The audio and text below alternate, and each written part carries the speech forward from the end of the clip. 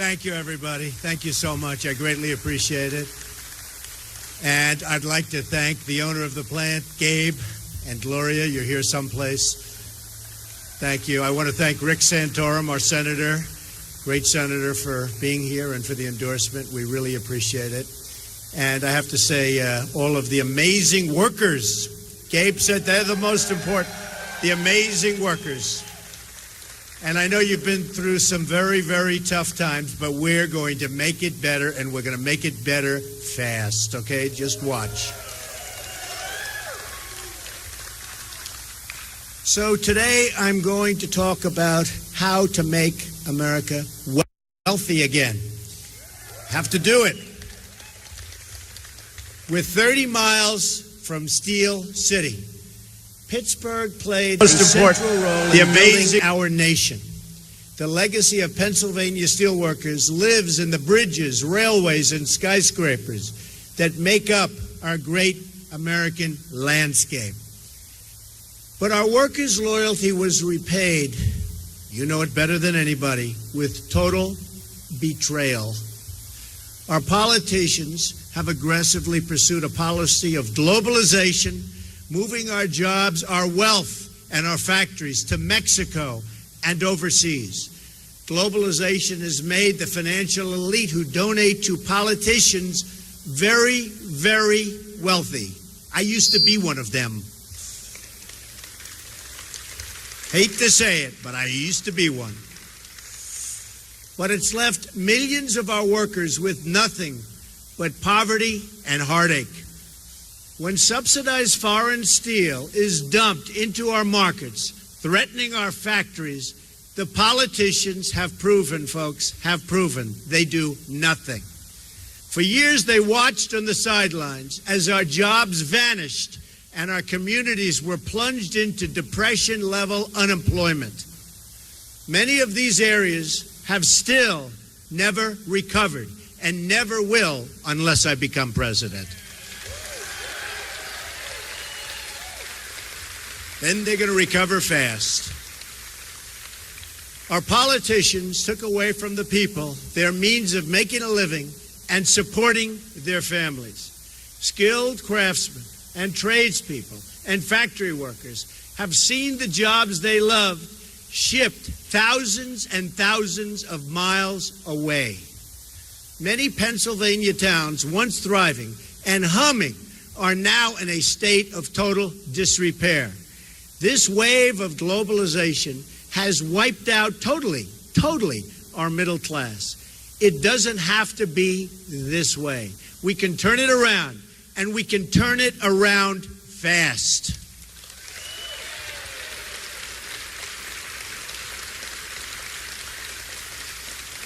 But if we're going to deliver real change, we're going to have to reject the campaign of fear and intimidation being pursued by powerful corporations, media elites, and political dynasties. The people who rigged the system for their benefit will do anything and say anything to keep things exactly the way they are. The people who rigged the system are supporting Hillary Clinton because they know as long as she is in charge, nothing's going to change. The inner cities will remain poor. The factories will remain closed. The borders will remain open. The special interests will remain firmly in control. Hillary Clinton and her friends in global finance want to scare America into thinking small. And they want to scare American people out of voting for the better future. And you have a great future, folks. You have a great future. These people have given her tens of millions of dollars. My campaign has the absolute opposite message.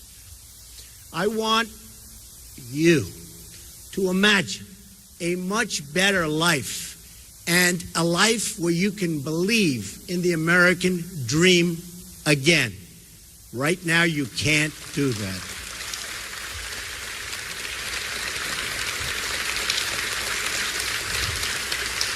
I want you to imagine how much better our future can be if we declare independence from the elites who led us from one financial and foreign policy disaster to another. Our friends in Britain recently voted to take back control of their economy, politics, and borders.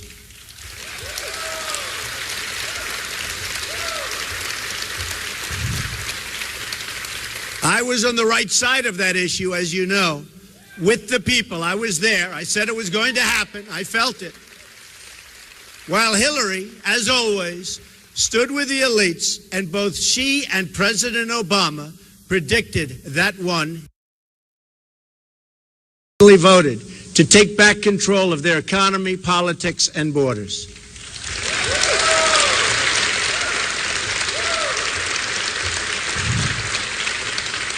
I was on the right side of that issue, as you know, with the people. I was there. I said it was going to happen. I felt it. While Hillary, as always, stood with the elites, and both she and President Obama predicted that one, and many others, totally wrong. Now it's time for the American people to take back their future. We're going to take it back.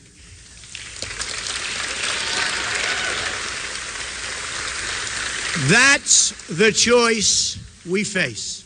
We can either give in to Hillary Clinton's campaign of fear, or we can choose to believe again in America.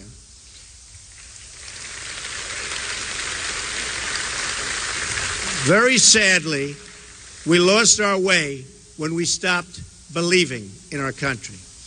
America became the world's dominant economy by becoming the world's dominant producer. You know that from right here, right in this plant.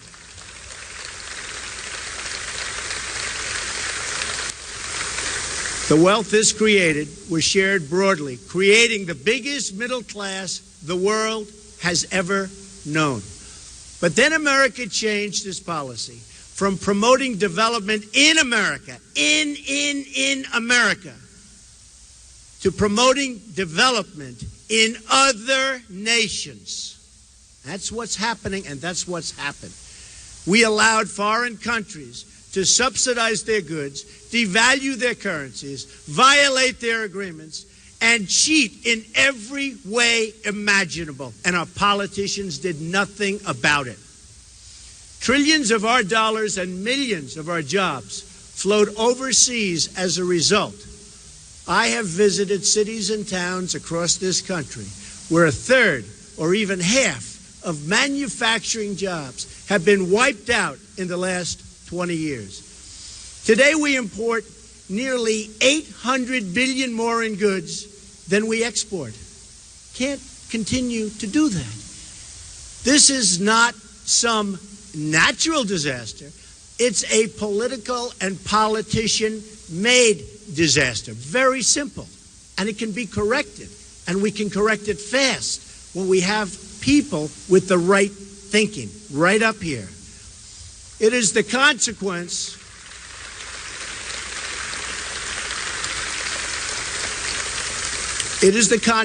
of a leadership class that worships globalism over Americanism. This is a direct affront to our founding fathers, who America wanted to be strong. They wanted this country to be strong, and they wanted it to be independent, and they wanted it to be free.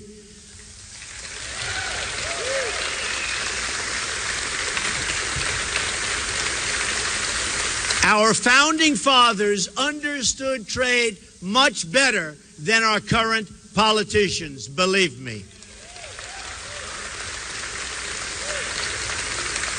George Washington said that the promotion of domestic manufacturing will be among the first consequences to flow from an energetic government. Alexander Hamilton spoke frequently of the expediency of encouraging manufacturing in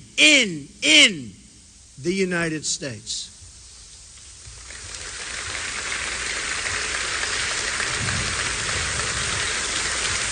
And listen to this. The first Republican president, Abraham Lincoln, warned that, quote, the abandonment of the protective policy by the American government will produce want and ruin among our people. He understood it much better than our current politicians. That's why he was Abraham Lincoln, I guess.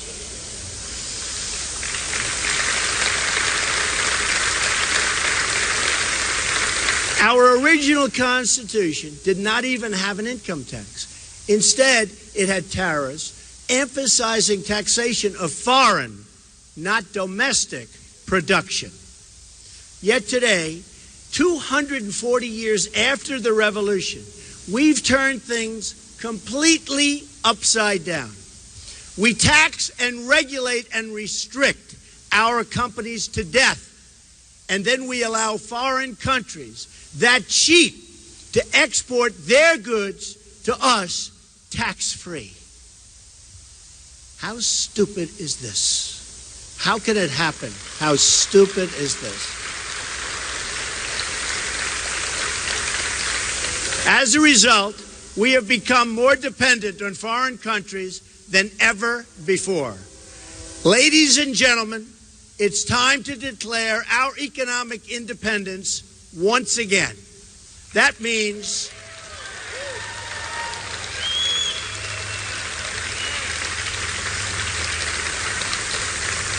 voting for Donald Trump.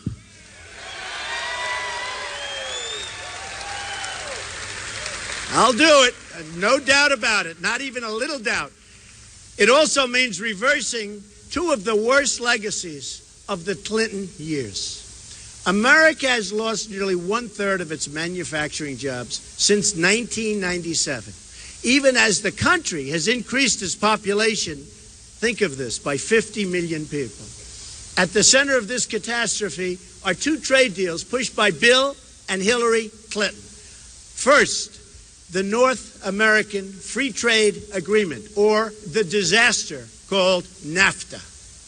Second, China's entry into the World Trade Organization. NAFTA was the worst trade deal in the history. It's like the history of this country. And China's entrance into the World Trade Organization has enabled, and Hillary Clinton, who backed that terrible, terrible agreement. Then, as Secretary of State, Hillary Clinton stood by idly while China cheated on its currency, added another $1 trillion to our trade deficits, and stole hundreds of billions of dollars in our intellectual property.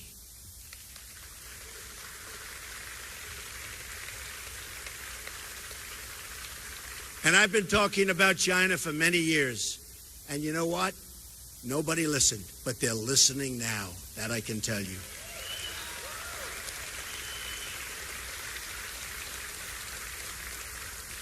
The city of Pittsburgh and the state of Pennsylvania have lost 1/3 of their manufacturing jobs since the Clintons put China into the WTO. 50,000 factories across America have shut their doors in that time. And this factory, because of your great owners, Gabe and Gloria, it's hanging in. But they just told me it's not easy. Almost half of our entire manufacturing trade deficit in goods with the world is a result, and it's the result, of trade with China. It was also Hillary Clinton, as Secretary of State, who shoved us into a job-killing deal with South Korea.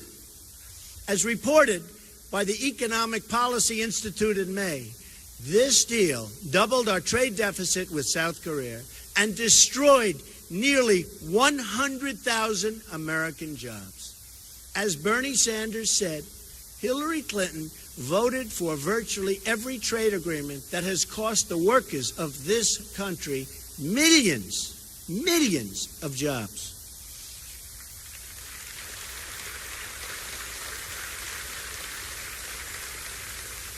Trade reform and the negotiation of great trade deals is the quickest way to bring our jobs back to our country.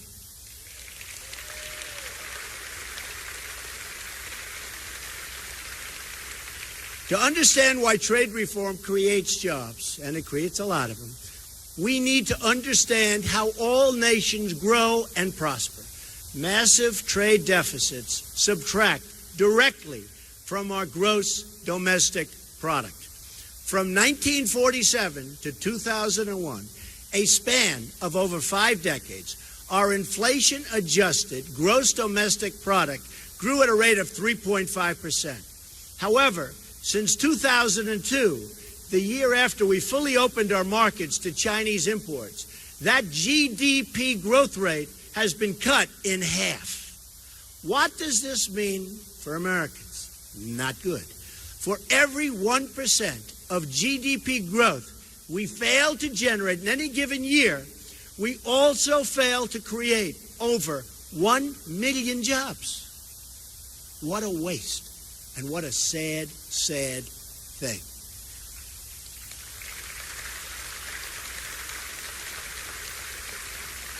America's job creation deficit, due to slower growth since 2002, is well over 20 million jobs. And that's just about the number of jobs our country needs right now to put America back to work at decent wages. Wages are very low because there's no competition, and they're going to go up because we're going to thrive again as a country.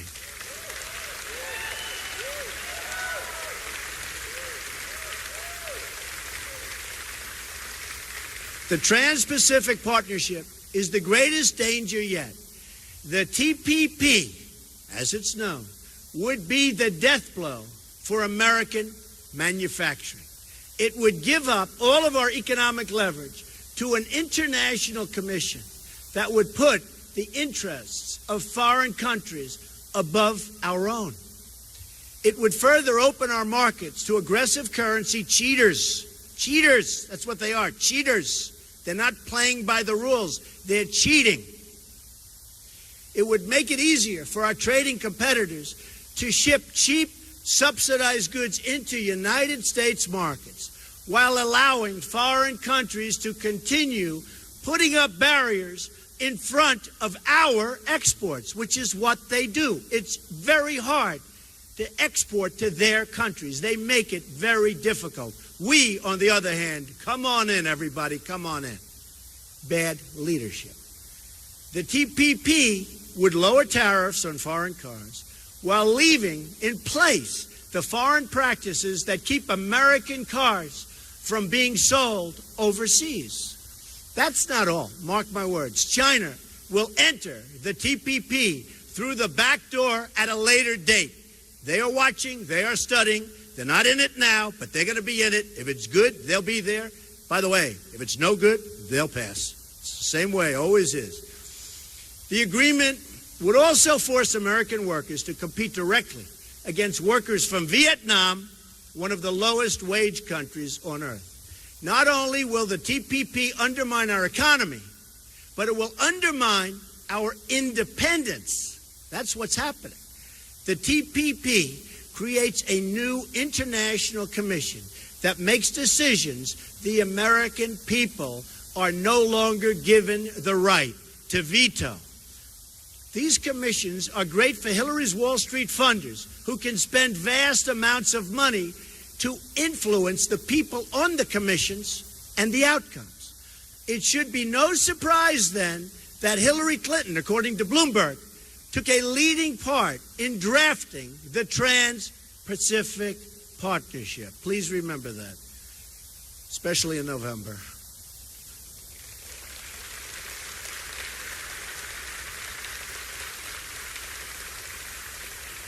She praised or pushed the TPP on 45 separate occasions and even called it the gold standard.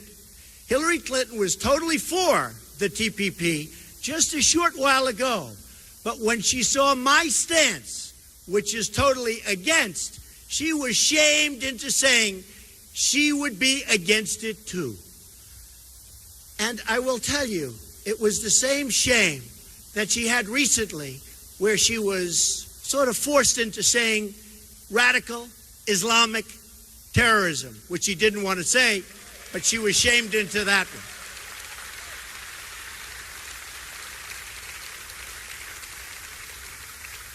but have no doubt that she will immediately approve it if it's put before her. And that is guaranteed. Guaranteed. She will do this just as she's betrayed American workers for Wall Street and throughout her career, her whole career. She has betrayed the American worker.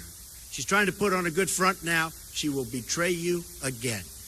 Her career and her husband have signed so many disasters, and never, ever forget NAFTA. Just never, ever forget it, because you know what it's done, and I know what it's done. And in touring, I've seen the devastation that it's left behind. Here's how it would go.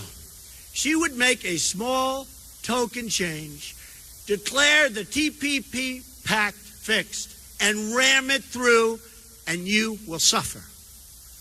That's why Hillary is now only saying she has. I know what it's done, and in touring, I've seen the devastation that it's left behind. Here's how it would go. She would make a small token change, declare the TPP pact fixed, and ram it through, and you will suffer. That's why Hillary is now only saying she has problems with TPP in its current form. You know what that means. That means like they'll make a little two-word change and she'll fix it and she'll feel great. But she says in its current form. She can rush to embrace it again, and she will at the earliest opportunity. If the media doesn't believe me, I have a challenge for you and Hillary. Ask Hillary if she's willing to withdraw from the TPP her first day in office and unconditionally rule out its passage in any form.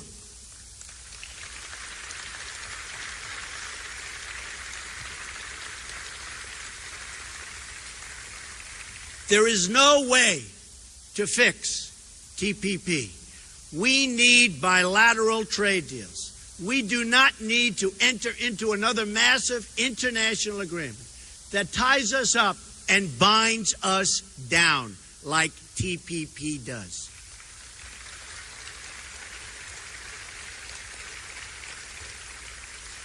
A Trump administration will change our failed trade policies, and I mean quickly.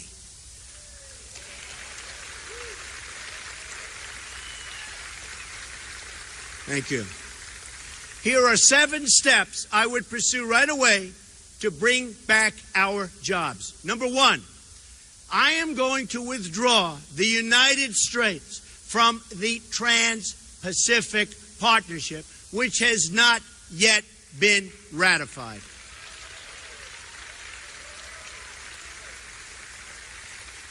I'm going to appoint the toughest and smartest, and I know them all, trade negotiators to fight on behalf of American workers.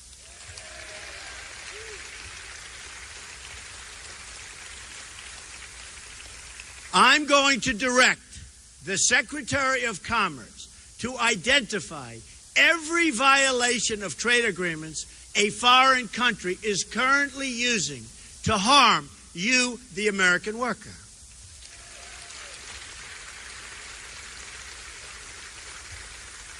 I will then direct all appropriate agencies to use every tool under American and international law to end these abuses. And abuse is the right word.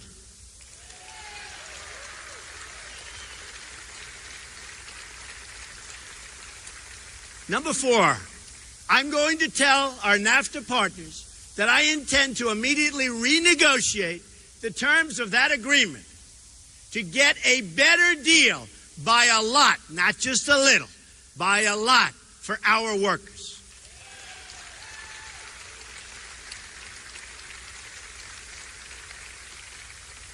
And if they don't agree to a renegotiation, which they might not, because they're so used to having their own way, not with Trump, they won't have their own way, then I will submit under Article 2205 of the NAFTA agreement that America intends to withdraw from the deal.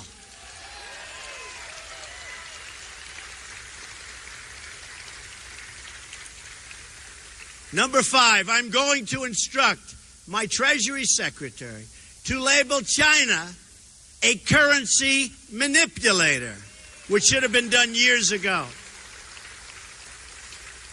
Any country that devalues their currency in order to take unfair advantage of the United States, which is many countries, will be met with sharply. And that includes tariffs and taxes.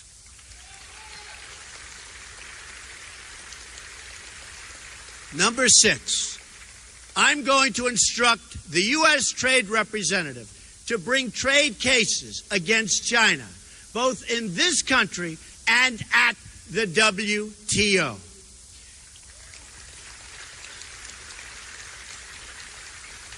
China's unfair subsidy behavior is prohibited by the terms of its entrance to the WTO, and I intend to enforce those rules and regulations, and basically, I intend to enforce the agreements for all countries, including China.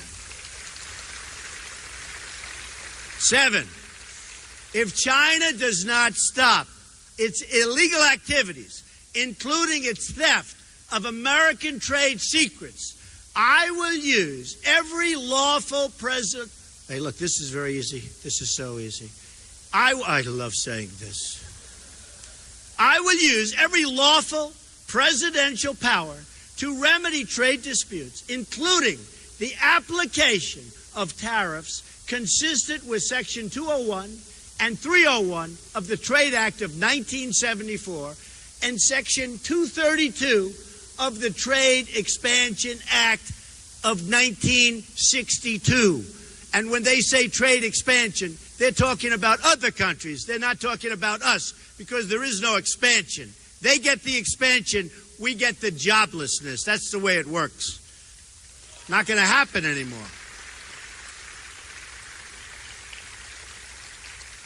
President Reagan deployed similar trade measures when motorcycle and semiconductor imports threatened U.S. industry. I remember. His tariff on Japanese motorcycles was 45%, and his tariff to shield America's semiconductor industry was 100%. And that had a big impact, folks, a big impact. Hillary Clinton and her campaign of fear will try to spread the lie that these actions will start a trade war. We already have a trade war, and we're losing badly, badly.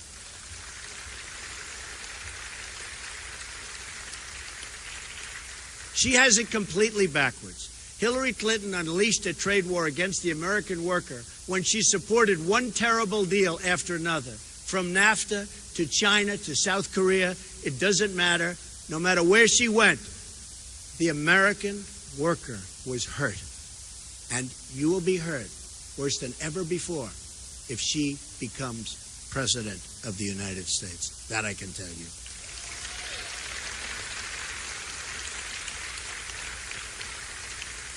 A Trump administration will end that war by getting a fair deal for the American people and the American worker.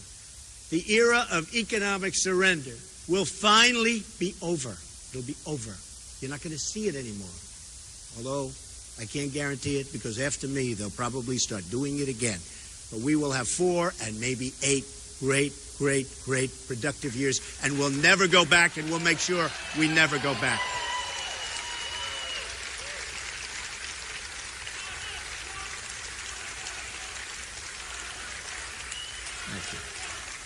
Thank you. Thank you very much. Thank you. Thank you. Thank you very much, everybody. I appreciate it. A new era of prosperity will finally begin. America will be independent once more. Independent once more. Doesn't that sound great?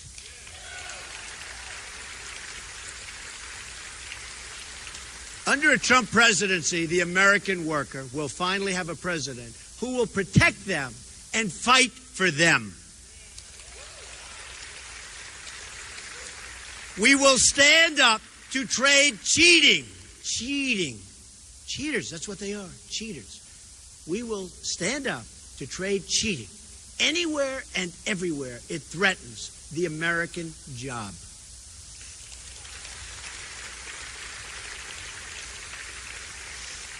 We will make America the best place in the world to start a business.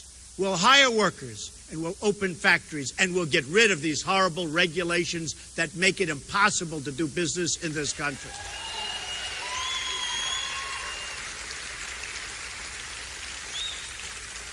This will also include massive tax reform to lift the crushing burdens on American workers and businesses.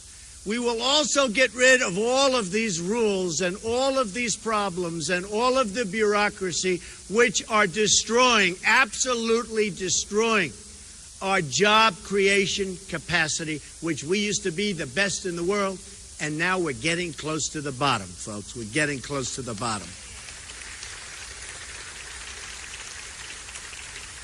Many people think that these regulations are an even greater impediment than the fact that we are one of the highest taxed nations in the world.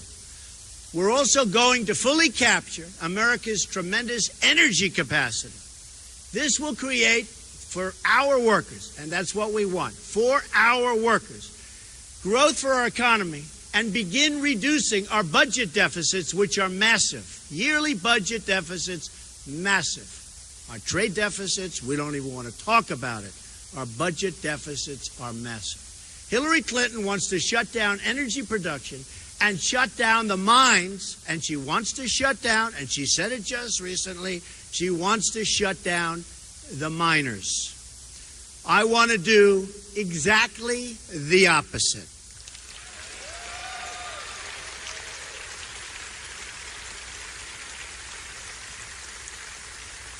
A Trump administration will also ensure that we start using American steel for American infrastructure.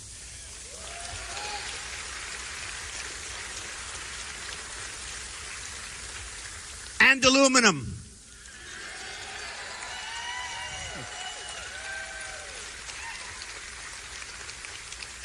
Just like the American steel from Pennsylvania that built the Empire State Building. That's what we're going to do. It built the Empire State Building. It will be American steel that will fortify America's crumbling bridges. American steel. It will be American steel. It will be American steel that sends our skyscrapers soaring, soaring into the sky. Beautiful sight. More beautiful with American steel. It will be American steel that rebuilds our inner cities. It will be American hands that remake this country, and it will be American energy mined from American resources that powers this country.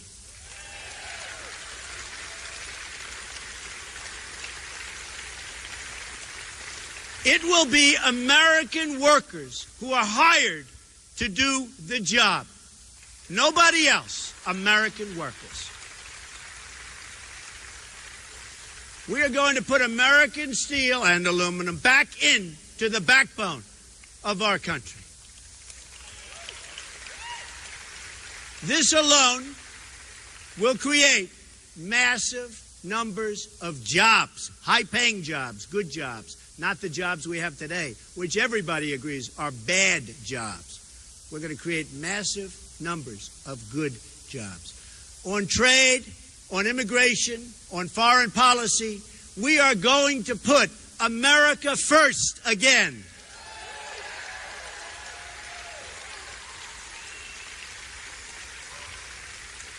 We are going to make America wealthy again.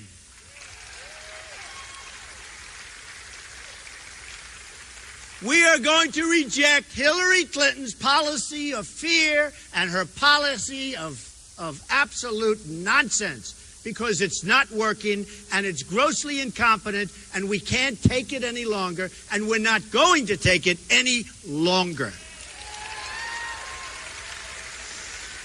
We are going to embrace the possibilities of change, but real change, not Obama change, real change. It's time to believe in the future.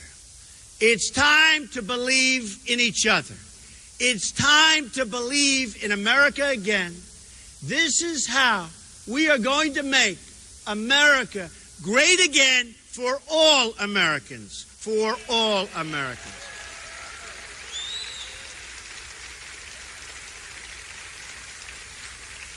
We're going to make America great again for everyone, greater than ever before. And I promise you, if I become president, we are going to be working again. We are going to have great jobs again. You're going to be so happy. You're going to be proud of your president. You're going to be proud, proud, proud of our country once again. Thank you very much. I appreciate it. Thank you. Thank you very much. I appreciate it. Thank you. Thank you very much.